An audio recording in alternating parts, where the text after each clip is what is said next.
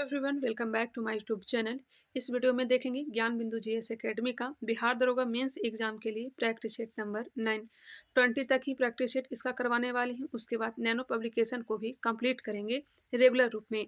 मैं आप लोगों को बता दूं कि कौटिल्या जीएस का प्रैक्टिस सेट नहीं आया है। मैं जो पॉलिटी का टॉपिक वाइज करवा रही हूँ वही सर के द्वारा करवाया जा रहा है। तो चलिए इस वीडियो का प्रारंभ करते हैं। जैसे भी कौटिल्या का आएगा तो वो भी मैं आप लोग को करवा दूंगी, आप लोग टेंशन ना लें। फिलहाल इसे स्टार्ट करते हैं। अगर ये वीडियो पसंद आता है तो लाइक करिएगा, कमेंट करिएगा और इसे हो सके तो शेयर भी किया करिएगा। तो चलिए स्टार्ट करते हैं इसे। फर्स्ट नंबर क्वेश्चन दिया गया है, चचनामा के अनुसार 6ठी और 7वीं शताब्दी में सिंधु देश की राजधानी क्या थी? चचनामा के अनुसार 6ठी और 7वीं शताब्दी में सिंधु देश की राजधानी क्या थी? चचनामा, इसके लेखक कौन है? तो अली अहमद हैं, अली अहमद। सिंधु देश की राजधानी पूछा जा रहा है तो राइट आंसर हो जाएगा अरोड, अरोड, अरोड। निम्नलिखित को सुमेलित कीजिए। अकबर, अकबर से संबंधित हो जाएगा आईने दहसाला, आईने दहसाला, आईने दहसाला। मोहम्मद बिन तुगलक जिसने सांकेतिक मुद्रा को जारी किया था तो इसका हो जाएगा प्रतीक मुद्रा। इल्तुतमिश तुर्कान ए चहलगान किसने स्थापना की थी? दमन किसने किया था? तो बलबन ने। शेरशाह, ग्रैंड ट्रैक रोड का निर्माण इन्होंने करवाया था। सड़क ए आलम, इसका जो राइट आंसर हो जाएगा option number C. Question number 3 पे गौर करेंगे। अकबर ने जिस मनसबदारी प्रणाली को लागू किया वह किस देश में प्रणाली से उधार ली गई थी?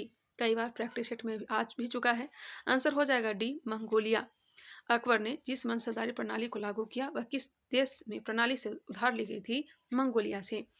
निम्नलिखित में से किस चित्रकार के द्वारा बनाया गया छायाकृति को तुजुक ए जहांगीरी के मुख्य पृष्ठ पर लगा दिया गया? किस चित्रकार के द्वारा बनाया गया छायाकृति को तुजुक ए जहांगीरी के मुख्य पृष्ठ पर लगा दिया गया? आंसर हो जाएगा ए, अबुल हसन, अबुल हसन। कुशल अकर्मण्यता शब्द का JWS वाइली ने एडिनबरा रिव्यू के एक लेख में प्रयोग किया था। निम्नलिखित में से किस वायसराय ने भारत में वाइली द्वारा प्रतिपादित कुशल अकर्मण्यता की नीति को अपनाया? भारत में वाइली द्वारा प्रतिपादित कुशल अकर्मण्यता की नीति को किसने अपनाया? तो जॉन लॉरेंस ने, जॉन लॉरेंस। नेक्स्ट है पुस्तक और रचनाकार मिलान करना है। इंडियन स्पेक्टेटर, इंडियन स्पेक्टेटर के रचनाकार कौन है? तो BM मालावारी, BM मालावारी। बागेदरा, इसके रचयिता हैं Mohammad Iqbal. Leader, glimpses of world, यह किनका है? तो पंडित जवाहरलाल नेहरू का है। लीडर जो है यह मदन मोहन मालवीय का है। बाल गंगाधर तिलक यहाँ पे दिया गया है। हालांकि इसका आंसर जो है ऑप्शन नंबर ए दिए गए हैं। ध्यान रखिएगा, लीडर पत्रिका जो है किसका है? तो मदन मोहन मालवीय का है। वर्ष 1916 में मुस्लिम लीग और कांग्रेस के मध्य किसने समझौता कराया था? 1916 लखनऊ अधिवेशन, अंबिका चरण मजूमदार इस अधिवेशन की अध्यक्षता किए थे। समझौता करवाया था बाल गंगाधर तिलक ने। बाल गंगाधर तिलक इनकी प्रमुख भूमिका रही है। हालांकि यह किसी भी अधिवेशन की अध्यक्षता नहीं किए थे। कांग्रेस से यह जुड़ गए थे 1890 में ही। इन्होंने स्वराज मेरा जन्मसिद्ध अधिकार है और मैं इसे लेकर रहूंगा, यह नारा दिया था। और अप्रैल 1916 में इन्होंने होम रूल की स्थापना भी की थी। नेक्स्ट क्वेश्चन आता है, महात्मा गांधी के बारे में तो सभी जानते होंगे। 1924 बेलगांव अधिवेशन, एनी बेसेंट 1917 कलकत्ता अधिवेशन, पंडित जवाहरलाल नेहरू 1929 लाहौर अधिवेशन।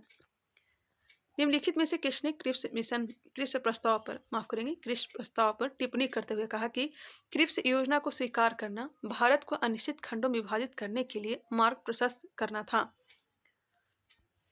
निम्नलिखित में से किसने क्रिप्स प्रस्ताव पर टिप्पणी करते हुए कहा कि क्रिप्स योजना को स्वीकार करना भारत को अनिश्चित खंडों में विभाजित करने के मार्ग प्रशस्त करना था?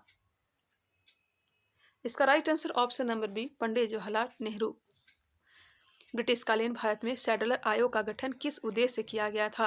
सैडलर आयोग 1917 में इसका गठन किया गया था। हंटर आयोग 1882 लॉर्ड रिपन के समय सब शिक्षा से संबंधित है। वुड डिस्पैच 1854 में। ब्रिटिशकालीन भारत में सैडलर आयोग का गठन किस उद्देश्य से किया गया था, बताएंगे? तो इसका आंसर हो जाएगा ऑप्शन नंबर सी, विश्वविद्यालय शिक्षा के लिए, विश्वविद्यालय शिक्षा के लिए। निम्नलिखित में से कौन एक ऐसे व्यक्ति थे जिन्होंने तीनों गोलमेज सम्मेलन में भाग लिया था? चाहे वो 1930 का गोलमेज सम्मेलन हो, 1931 का हो, 1932 का हो।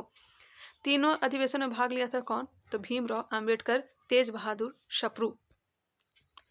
ऑप्शन के अकॉर्डिंग ऑप्शन नंबर ए हो जाएंगे। चलिए नेक्स्ट क्वेश्चन, क्वेश्चन नंबर 11, द्वितीय गोलमेज सम्मेलन में कांग्रेस की ओर से महात्मा गांधी भाग लिए थे।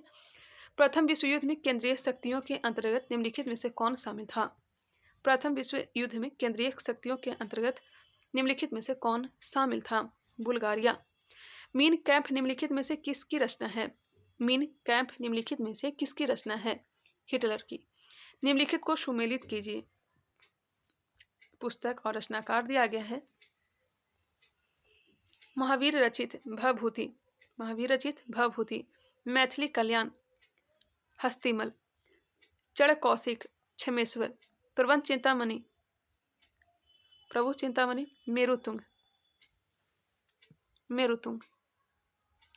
याद कर लीजिए, महावीर रचित भवभूति, मैथिली कल्याण, हस्तिमल, चढ़ कौशिक, क्षमेश्वर, प्रबंध Chintamani, Merutunga. Answer option number ए दिए गए हैं। नेक्स्ट है, परम भागवत की उपाधि धारण करने वाला प्रथम गुप्त शासक कौन था? इसका भी यहाँ पे आंसर चंद्रगुप्त द्वितीय ही दिया गया और नैनो पब्लिकेशन में भी चंद्रगुप्त द्वितीय दिया गया था, लेकिन आप लोग को कहना था कि समुद्रगुप्त होगा, लेकिन मैं बहुत जगह सर्च भी की लेकिन समुद्रगुप्त नहीं मिला है। लेकिन जब आप लोग कह रहे हैं तो इसका answer option number B tick कर सकती हूँ, लेकिन इसका जो आंसर दिया गया है ऑप्शन नंबर सी, परम भागवत की उपाधि चंद्रगुप्त द्वितीय ने तो धारण की ही थी, इसके साथ साथ स्कंदगुप्त ने भी धारण की थी। समुद्रगुप्त के बारे में हमने भी नहीं पढ़ा है, लेकिन आप लोग कमेंट कर रहे थे, तो आंसर इसका हो जाएगा ऑप्शन नंबर सी। केवल वह स्तंभ जिसमें अशोक ने स्वयं को मगध का सम्राट बताया है। केवल वह स्तंभ जिसमें अशोक ने स्वयं को मगध का सम्राट बताया है। भाब्रू स्तंभ। निम्नलिखित में से कौन कावेरी नदी की सहायक नदी नहीं है? कावेरी नदी की सहायक नदी नहीं है। भवानी, कावनी, अमरावती यह सब कावेरी की है, जबकि पेन गंगा जो है यह किसका है? यह हो जाएगा गोदावरी की। निम्नलिखित को सुमेलित कीजिए। सुमेलित करना है। परियोजना और लाभान्वित राज्य दिया गया है। पोचमपाद, इसका हो जाएगा तेलंगाना, पोचमपाद का तेलंगाना होगा। नेक्स्ट है पवना, पवना हो जाएगा महाराष्ट्र में। रामगंगा उत्तराखंड और तिलैया बांध, तिलैया परियोजना या झारखंड। इसका आंसर हो जाएगा option number C, Pochampad Telangana, Pawna Maharashtra, Ramganga Uttarakhand, Tilaiya Jharkhand. 21 degree Celsius से 27 डिग्री सेल्सियस तापमान तथा 75 से 150 सेंटीमीटर वार्षिक वर्षा की आवश्यकता किस फसल के लिए है? 21 डिग्री सेल्सियस तथा 27 डिग्री सेल्सियस तापमान तथा 75 से 150 सेंटीमीटर वार्षिक वर्षा की आवश्यकता किस फसल के लिए है? यह फसल है गन्ना। निम्नलिखित में से कौन सुमेलित नहीं है? सुरमा घाटी असम में है, जी बिल्कुल, सुरमा घाटी असम। अलियाबेट, खलियाबेट यह सब तो गुजरात में है, महाराष्ट्र में नहीं है। आंसर हो जाएगा बी, लुनेज गुजरात, निगारू अरुणाचल प्रदेश। तेल क्षेत्र दिया गया है। सुरमा घाटी कहाँ है? तो असम में। सुरमा घाटी असम, सुरमा घाटी असम। आलियाबे ये कहाँ है? तो गुजरात में है। लुनेज गुजरात में है। निगारू अरुणाचल प्रदेश, निगारू कहाँ है? अरुणाचल प्रदेश। और लुनेज भी कहाँ है? तो यह गुजरात में है। चलिए क्वेश्चन नंबर 20, निम्नलिखित को सुमेलित कीजिए। बंदरगाह और अवस्थिति दिया गया है, ध्यान देंगे यहाँ पे। मार्मुगांव बंदरगाह, मार्मुगांव बंदरगाह यह ज्वारी नदी पर है। कांडला बंदरगाह कच्छ की खाड़ी, तूतीकोरिन बंदरगाह मन्नार की खाड़ी और कोचीन बंदरगाह बेम्बानाथ कयाल, बेम्बानाथ कयाल। एक बार फिर से, मार्मुगांव बंदरगाह ज्वारी नदी, कांडला बंदरगाह कच्छ की खाड़ी और तूतीकोरिन मन्नार की खाड़ी, कोचीन बंदरगाह Vembanad Kayal. Answer option number A. Next question है 21 नंबर, निम्नलिखित में से भारत के किस राज्य की ग्रामीण जनसंख्या प्रतिशत सर्वाधिक है? ग्रामीण जनसंख्या प्रतिशत सर्वाधिक है, ग्रामीण जनसंख्या प्रतिशत सर्वाधिक है हिमाचल प्रदेश का, हिमाचल प्रदेश। दरोगा गुरु रोशन सर एवं उनके कुछ छात्र भारत भ्रमण पर जा रहे हैं, ठीक है, जिसमें संपूर्ण भारत का भ्रमण करना है, लेकिन कलसुबाई चोटी को अवश्य देखना है। यहाँ पे ध्यान देंगे, कलसुबाई चोटी, इसे देखने के लिए भारत के किस राज्य में जाना होगा? कहने का मतलब है कलसुबाई की चोटी किस राज्य में है? कलसुबाई की चोटी कहाँ है? तो यह महाराष्ट्र में है। कलसुबाई की चोटी कहाँ है? तो महाराष्ट्र में। नेक्स्ट है, ऑस्ट्रेलिया स्थित कालगुरली किसके लिए विख्यात है? ये भी ध्यान रखिएगा, कलसुबाई चोटी जो है यह महाराष्ट्र का सबसे ऊंची चोटी है। कलसुबाई चोटी की मूल श्रेणी पश्चिमी घाट है और इसकी जो ऊंचाई है 1646 मीटर है, 1646 46 मीटर। ऑस्ट्रेलिया स्थित कालगुरली किसके लिए विख्यात है? कालगुरली किसके लिए विख्यात है? स्वर्ण उत्पादन के लिए। विश्व के किस समुद्री क्षेत्र में लंबी चालीसा पवनें प्रवाहित होती है? विश्व के किस समुद्री क्षेत्र में लंबी चालीसा पवनें प्रवाहित होती है? हिंद महासागर। निम्नलिखित में से कौन सा जल संधि जापान सागर को प्रशांत महासागर से जोड़ता है? कौन सा जल संधि जापान सागर को प्रशांत महासागर से जोड़ता है? आंसर हो जाएगा सी, सुगारू जल संधि। सुगारू जल संधि। निम्नलिखित को सुमेलित कीजिए। सुमेलित करना है, आई थिंक अनुच्छेद से पूछा गया है। चलिए ध्यान देंगे। सहकारी समितियों का प्रोत्साहन। सहकारी समितियों का प्रोत्साहन अनुच्छेद 43 का ए। अनुच्छेद 43 का ए। उद्योग के प्रबंधन में कर्मचारियों की भागीदारी। उद्योग के प्रबंधन में कर्मकारों की भागीदारी अनुच्छेद 43 बी। यहाँ पे ध्यान देंगे थोड़ा सा, एक क्वेश्चन थोड़ा सा इधर उधर हुआ तो क्वेश्चन पूरा पूरा गलत हो जाएगा। राज्य द्वारा अनुसरण किए जाने वाले कुछ नीति सिद्धांत हैं। राज्य द्वारा अनुसरण किए जाने वाले कुछ नीति सिद्धांत हैं। अनुच्छेद 39, ठीक है। पर्यावरण संरक्षण अनुच्छेद 48 का ए। अनुच्छेद 48 का ए। एक बार फिर से आप लोग मिला लेंगे, इसका जो आंसर होगा ऑप्शन नंबर डी होगा। चलिए एक बार देख ही लेते हैं। सहकारी समितियों का प्रोत्साहन अनुच्छेद 43 का ए। उद्योग के प्रबंधन में कर्मकारों की भागीदारी अनुच्छेद 43 का बी। राज्यों द्वारा अनुसरण किए जाने वाले कुछ नीति सिद्धांत है, यह हो जाएगा अनुच्छेद 39। पर्यावरण संरक्षण अनुच्छेद 48 का ए। निम्नलिखित में से कौन संसदीय शासन व्यवस्था की विशेषता करता है? संसदीय शासन व्यवस्था की विशेषता करता है, यह करता है प्रधानमंत्री का नेतृत्व, निचले सदन का विघटन, गोपनीयता। आंसर हो जाएगा डी, उपर्युक्त सभी। संसदीय शासन व्यवस्था की विशेषता है प्रधानमंत्री का नेतृत्व, निचले सदन का विघटन और गोपनीयता, उपर्युक्त सभी। आंसर डी दिए गए हैं। निम्नलिखित को सुमेलित कीजिए। मैंने बताया भी आप लोग को सूची और विषय के बारे में। समवर्ती सूची में कितने विषय हैं? ये बात हो रही है कब की? ये बात हो रही 1935 के समय जो विषय दिया गया था ना, उसके बारे में बात हो रही है। 1935 के, देखिए ना 1935 के बारे में बात नहीं हो रही है। अभी वर्तमान में संघ सूची में विषय कितने हैं? तो 100 हैं। उसी तरह समवर्ती सूची में कितने विषय हैं? तो यह हो जाएगा 47 पहले थे, 5 और जोड़ा गया तो 47 से 5 52 विषय हैं समवर्ती सूची में। और राज सूची में कितने विषय हैं? तो राज सूची में पहले 66 थे, 5 इसे दे दिए गए तो 61 विषय हैं। देखिए संघ सूची में 100 विषय, समवर्ती सूची में 52 विषय और राज सूची में 61 विषय हैं। ठीक है, यहाँ पे इसका जो आंसर दिया गया वो भी आप लोग को बताते चलूँ। इसका जो आंसर दिया गया ऑप्शन नंबर बी, संघ सूची में 98 विषय, समवर्ती सूची में 52 विषय और राज सूची में 59 विषय। ये आंसर दिया गया यहाँ पे, लेकिन मैंने जो बताया वो बिल्कुल सही है। लोकसभा में सरकार के विरुद्ध अविश्वास प्रस्ताव लाने के लिए कम से कम कितने सदस्यों का समर्थन आवश्यक होता है? लोकसभा में सरकार के विरुद्ध अविश्वास प्रस्ताव लाने के लिए कम से कम कितने सदस्यों का समर्थन आवश्यक होता है? 50। आंसर हो जाएंगे ए। संविधान का अनुच्छेद 105 संबंधित है। अनुच्छेद 105 का संबंध है संसदीय विशेषाधिकार से।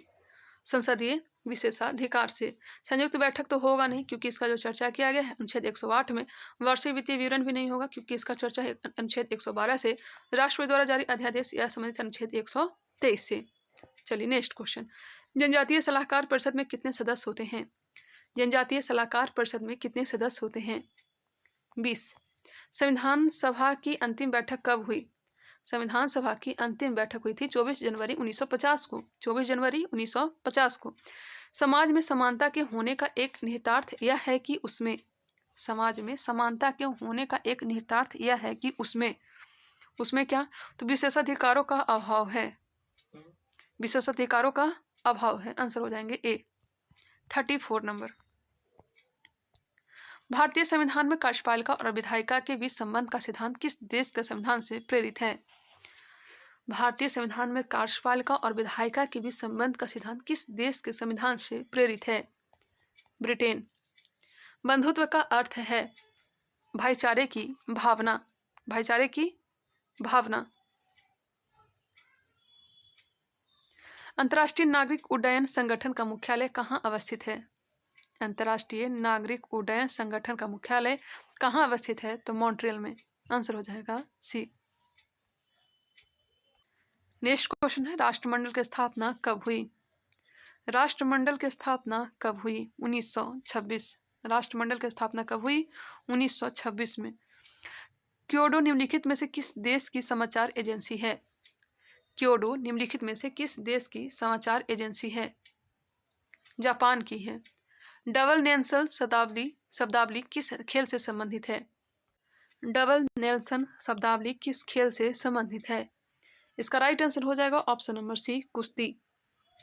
डबल नेल्सन शब्दावली किस खेल से संबंधित है? तो यह कुश्ती से है। नेक्स्ट क्वेश्चन है, फेडरेशन कप का संबंध किस खेल से है? फेडरेशन कप का संबंध किस खेल से है? बताएंगे। फेडरेशन कप का संबंध किस खेल से है? इसका आंसर हो जाएगा ऑप्शन नंबर 40 का आंसर ऑप्शन नंबर सी दिया गया है। फेडरेशन कप का संबंध क्रिकेट से, यह गलत दिया गया है। 1 मिनट रुक जाएंगे। फेडरेशन कप का संबंध है फुटबॉल से। मैं कंफर्म भी कर ली, फुटबॉल से। हमें इस क्वेश्चन में डाउट लग रहा था। चलिए नेक्स्ट क्वेश्चन है, इसका आंसर क्या हो जाएगा? फुटबॉल, ना कि क्रिकेट। आंसर दिया गया है सी, आप लोग सुधार कर लेंगे। बिहार के कगारी भाग में किस प्रकार की मिट्टी पाई जाती है? बिहार के कगारी भाग में किस प्रकार की मिट्टी पाई जाती है? दोमट मिट्टी। नवीन जलोढ़ मिट्टी बिहार के किस जिले में पाई जाती है? नवीन जलोढ़ मिट्टी बिहार के किस जिले में पाई जाती है? इसका आंसर हो जाएगा पूर्णिया, दरभंगा, सहरसा।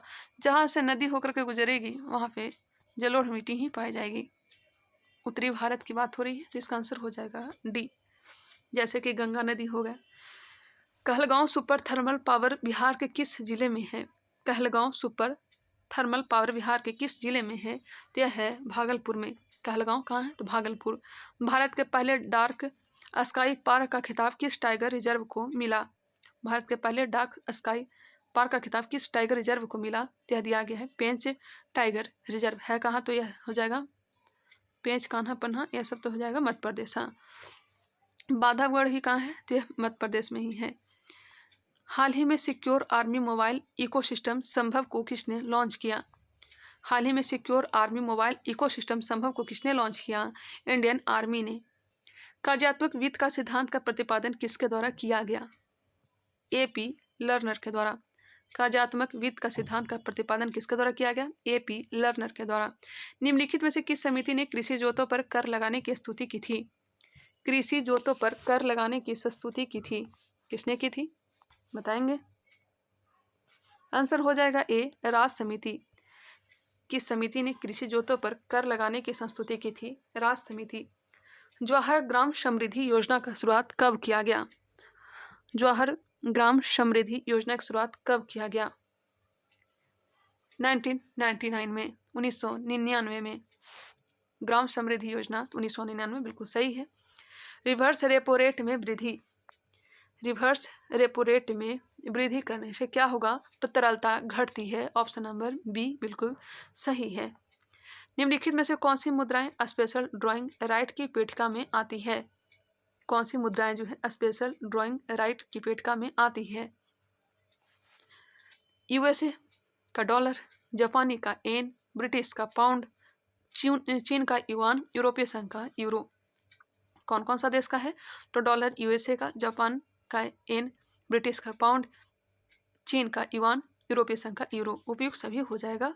नेक्स्ट क्वेश्चन है, स्पंज जिसमें आसानी से दबाया जा सकता है। स्पंज जिसे आसानी से दबाया जा सकता है कौन सा पदार्थ है? स्पंज जो है कौन सा पदार्थ है? स्पंज यह क्या है? तो यह हो जाएगा गैस। क्रोमियम सल्फेट का सूत्र होगा, क्रोमियम सल्फेट का सूत्र होगा option number C, Cr2SO4 whole 3। Tumour का पता लगाने हेतु किस समस्थानिक का उपयोग किया जाता है? Tumour arsenic 74, arsenic 74। Silver nitrate के विलयन में तांबे के तार लटकाने पर तांबे की तार पर चमकीले सिल्वर परत बैठ जाती है। इस प्रक्रिया से पता चलता है कि, एक बार फिर से क्वेश्चन सुनेंगे। सिल्वर नाइट्रेट के विलयन में तांबे के तार लटकाने पर तांबे के तार पर चमकीले सिल्वर परत बैठ जाती है। इस अपक्रिया से पता चलता है कि क्या पता चलता है? तांबा सिल्वर से अधिक क्रियाशील है। आंसर बी दिए गए हैं। निम्नलिखित कथनों पर विचार कीजिए, उपयुक्त में से कौन से कथन सही हैं? सही कौन सा है? अधातु में इलेक्ट्रॉन ग्रहण करने की प्रवृत्ति होती है, इसलिए वे ऑक्सीकारक है। जी बिल्कुल। धातु में इलेक्ट्रॉन त्याग करने की प्रवृत्ति होती है, इसलिए वे अवकारक हैं। 1 और 2 दोनों। रेडियो सक्रियता की खोज किसने की? रेडियो सक्रियता की खोज हेनरी बेकरल ने। किसी निश्चित समय में किसी निश्चित प्रतिरोध वाले चालक में उत्पन्न ऊष्मा धारा के किसी निश्चित समय में किसी निश्चित प्रतिरोध वाले चालक में उत्पन्न ऊष्मा धारा के वर्ग के समानुपाती होता है। कौन सा उपकरण विद्युत प्रतिरोध को मापता है? विद्युत प्रतिरोध को मापता है। विद्युत प्रतिरोध को मापता है ओम मीटर। ओम मीटर। भिन्न भिन्न व्यास के तांबे के 2 गोले को भट्ठी से बाहर निकाला जाता है और समान दशा में दोनों को ठंडा होने दिया जाता है। इनमें से कौन सही है?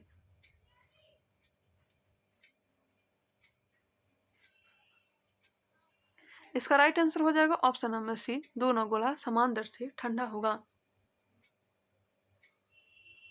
साइकिल के ट्यूब अधिकांशतः गर्मियों में क्यों फटते हैं? साइकिल के ट्यूब अधिकांशतः गर्मियों में क्यों फटते हैं? गर्मी के कारण ट्यूब फट जाता है। इसका आंसर ए दिया गया है, गर्मी के कारण ट्यूब फट जाता है। 1 मिनट रुक जाएंगे। गर्मी के कारण रबड़ बहुत कमजोर हो जाता है। गर्मी के कारण रबड़ कड़ा हो जाता है और हवा को जगह देने के लिए फैलती नहीं है। गर्मी के कारण रबड़ कड़ा हो जाता है और हवा को जगह देने के लिए फैलती नहीं है। मेरे ख्याल से इसका जो आंसर है ऑप्शन नंबर सी होना चाहिए। गर्मी के कारण रबड़ कड़ा हो जाता है और हवा को जगह देने के लिए फैलती नहीं है। हालांकि 60 नंबर प्रश्न का आंसर ऑप्शन नंबर ए दिया गया है। आप लोग भी यहाँ देख सकते हैं। आप लोग को लगता होगा कि मैं आंसर गलत बताती हूँ, तो देख सकते हैं 60 का आंसर ए दिए गए हैं, लेकिन मेरे ख्याल से इसका जो आंसर है ऑप्शन नंबर सी होने चाहिए, सी। चलिए नेक्स्ट प्रश्न देखते हैं। जब एक व्यक्ति तीव्र प्रकाश क्षेत्र से अंधेरे कमरे में प्रवेश करता है तो उसे कुछ समय के लिए स्पष्ट दिखाई नहीं देता है, बाद में धीरे धीरे उसे चीजें दिखाई देने लगती है। इसका कारण है? जब एक व्यक्ति तीव्र प्रकाश क्षेत्र से अंधेरे कमरे में प्रवेश करता है तो उसे कुछ समय के लिए स्पष्ट दिखाई नहीं देता है। आप लोग महसूस किए होंगे, बाद में धीरे धीरे उसे चीजें दिखाई देने लगती है। इसका कारण क्या है? इसका कारण है पुतली के आकार में परिवर्तन। पुतली के आकार में परिवर्तन ऑप्शन नंबर ए दिए गए हैं। लेंस के व्यास और फोकस दूरी में परिवर्तन। रोडोरिसन का व्यंजक का पुनः तिरछन होना, ये भी गलत है। आंखों का अंधेरे के प्रति कुछ समय में अनुकूलित होना। आंसर ए हो जाएंगे। प्रकाश विद्युत प्रभाव का प्रतिपादन किया। प्रकाश विद्युत प्रभाव का प्रतिपादन किसने किया? तो आइंस्टीन ने। प्रकाश विद्युत प्रभाव का प्रतिपादन किसने किया? आंसर सी दिए गए हैं। नेक्स्ट है अनुदैर्ध्य तरंग की रचना होती है। अनुदैर्ध्य तरंग की रचना होती है। एक संपीड़न और एक विरलन। एक संपीड़न और एक विरलन। श्रृंग एवं गर्त की जो होती है, यह होती है श्रृंग एवं गर्त, ये हो जाएगा अनुप्रस्थ तरंग। श्रृंग एवं गर्त, अनुप्रस्थ तरंग।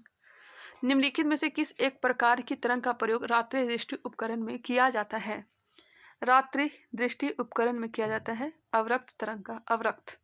पौधों की जड़ों से पौधों के शीर्ष की ओर जल का परिवहन क्या कहलाता है? पौधों की जड़ों से पौधों के शीर्ष के ऊपर जल का परिवहन क्या कहलाता है? बताएंगे आंसर को? पहले ऑप्शन को देख लीजिए, उसके बाद आंसर को बताएंगे। इसका आंसर क्या हो जाएगा? तो आंसर हो जाएगा रसाकर्षण। क्वेश्चन क्या पूछा गया था वो भी एक बार देख लीजिए। पौधों की जड़ों से पौधे के शीर्ष की ओर जल का परिवहन क्या कहलाता है? कहलाता है रसाकर्षण। ऑप्शन नंबर बी दिया गया है। नेक्स्ट है निम्नलिखित में से कौन उत्सर्जी अंग है? उत्सर्जी अंग, यह हो जाएगा वृक्क, फेफड़ा, त्वचा, इनमें से सभी। निम्नलिखित कथनों पर विचार करें। चलिए विचार करिए, कौन से कथन सही हैं?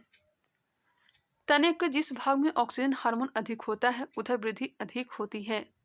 तने के जिस भाग में ऑक्सीजन हार्मोन ऑक्सिन हार्मोन होना चाहिए, ऑक्सिन हार्मोन अधिक होता है उधर वृद्धि अधिक होती है।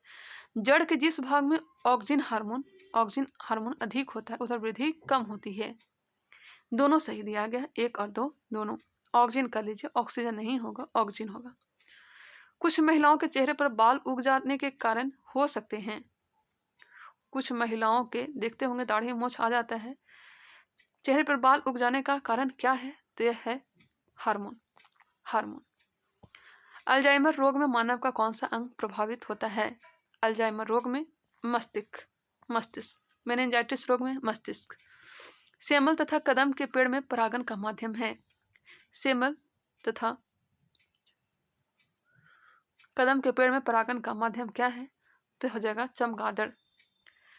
दी गई आकृति समकोण त्रिभुज में कोसेक थीटा का मान कितना है? मैथ का प्रश्न है, मैं आंसर टिक कर दे रही हूँ, आप लोग मिला लीजिएगा। 72 option number B, 73 option number A. Video को पोस्ट कर लीजिएगा, नहीं तो इसका पीडीएफ जो है मैं इकट्ठे 16 से लेकर के 20 तक मैं डाल ही दूंगी। 74 का बी हो जाएंगे, 75 इसका जो हो जाएगा, 75 इसका हो जाएगा सी,